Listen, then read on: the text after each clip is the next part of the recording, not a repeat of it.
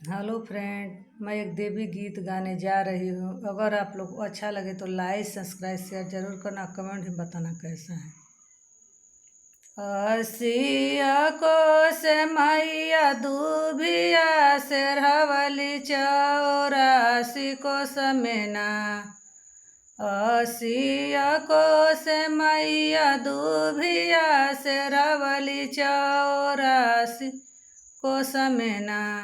मैया माड़ो छवली चौरासी को समेना। मैया तमुआ तनवली चौरासी को समेना। आचराही फारी मैया कागजा बनवली हो कि कानी अंगुरीना। आचराही फारी मैया कागजा बनवली हो कि कानी अंगुरीना। मैया लिखेली ने मतवा हो कि कानी अंगुरीना। मैया लिखेली ने मतवा हो कि कानी अंगुरीना। गलियान गलियां लेके घूमे नौआ बरिया हो कि केली है ना। काली मैया के नेवतवा हो कि केली है ना। काली मैया के नेवतवा हो कि केली है ना। अपनी ओसरवा से बोलने से वख लोगवा हमले बोना। काली मैया के नेवतवा हो कि हमले बोना। काली मैया के नेवतवा हो कि हमले बोना। असिया को से मैया दूभिया से रमनी चौरासी को समेना।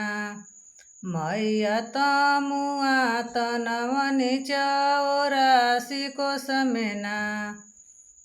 मैया माड़ो छवनी चौरासी को समेना।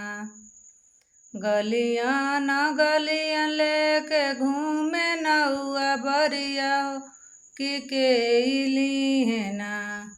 दुर्गा मैया के नेवतवा हो कि केली है ना।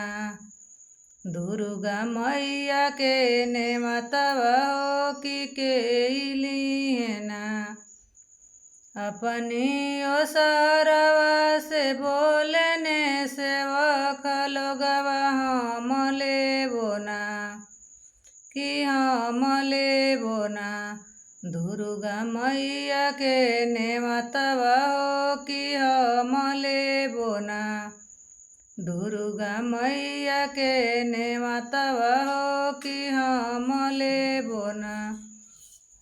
असिया को से मैया दूभिया से रमनी चौरासी को समेना। मैया माड़ो छवनी चौरासी को समेना।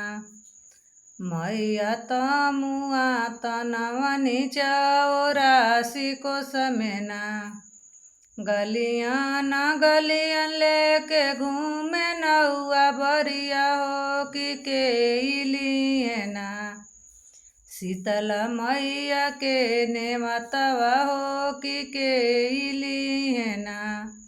सातो बहिना के नेवतवा हो कि केली है ना।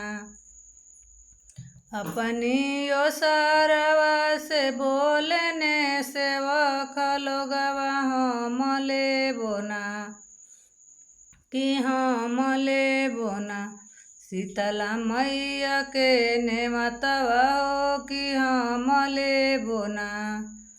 सातो बहिना के नेवतवा हो कि हमले बोना। हम ही रौरे मैया दूभिया से रहिबो कि हम ही से खाना।